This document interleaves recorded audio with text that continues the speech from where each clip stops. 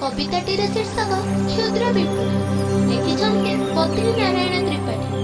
परिवेषण करुछन्ति रोजेलिन दास। आसंतु शुणिबा एई छोट कविताटी।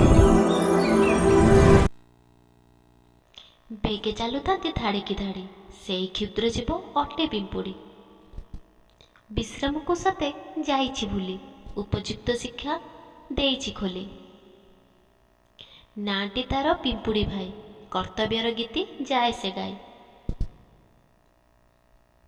खरा बरसा को खातिरी नाई, कर्म तत्पर से आहार पाई। आहार को नहीं रखे साइती, एणु श्रेष्ठ सही पिंपुड़ी जाति। समय को जगी रखी से चाले, विपदता प्रति न पड़े भले। किंतु एही मूढ़ मनीष जाति, चेईकी शोइछि गलाणी राति।